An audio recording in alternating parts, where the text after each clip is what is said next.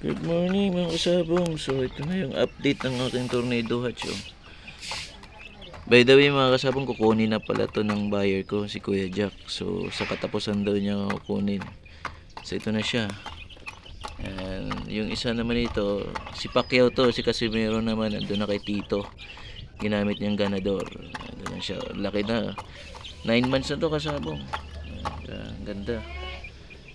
Bali, i-advise ko na lang sa buyer ko na turukan ng Bilamil kahit 0.3 muna. Kasi hindi ko pa ito natuturukan eh. So baka ilalaban na nila to by December.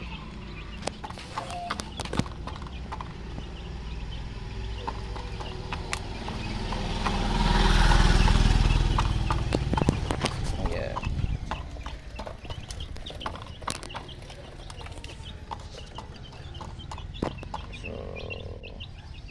So, tingnan mo. Ganado naman siya kumain. So napurga ko na itong twice ko na ito napurga.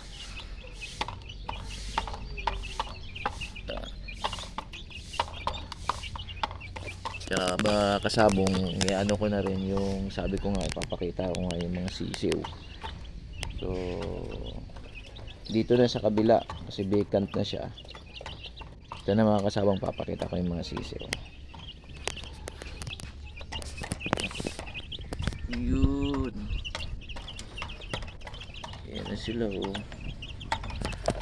Malawak sila dito, nakagalaw sila, tumatakbo-takbo sila. Yan. So yun yung ano nila, ginawa ko ng dalawa para hindi sila magkagawa.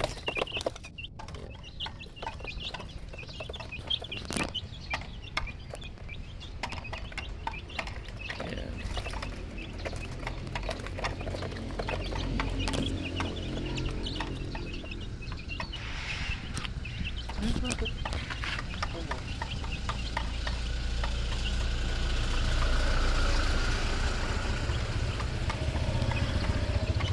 Ni mga kasabong oh, sisigla nila oh.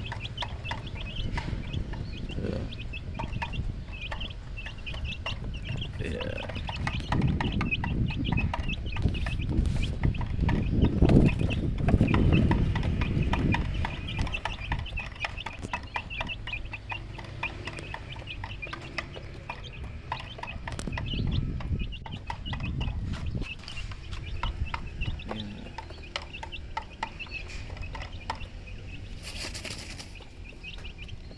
He seems like healthy naman oh.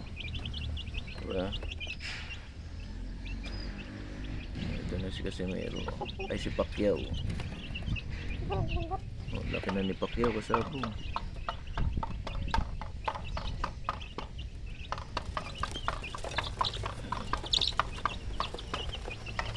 Inumin natin ng tubig si Pacquiao. Pacquiao, laki ng tubig.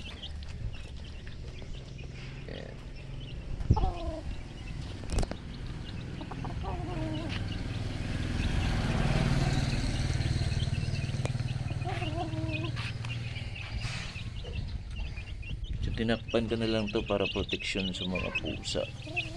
Ayan. Pero mamayang gabi papasok ko naman yun sa loob. Yan na kasabong, nakita nyo na diba, medyo safe naman yung place. Pagdating ko nandyan pa naman sila. Ayan, ngayon tatanungin nyo ako baka manakaw to.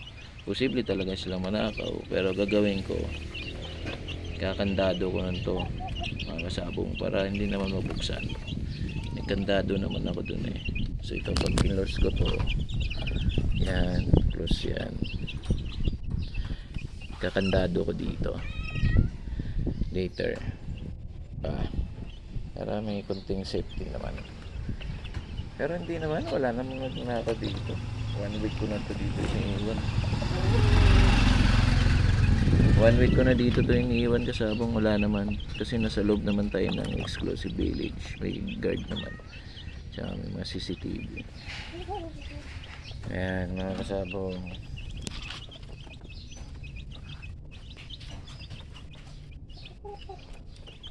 Ayos mga kasabong.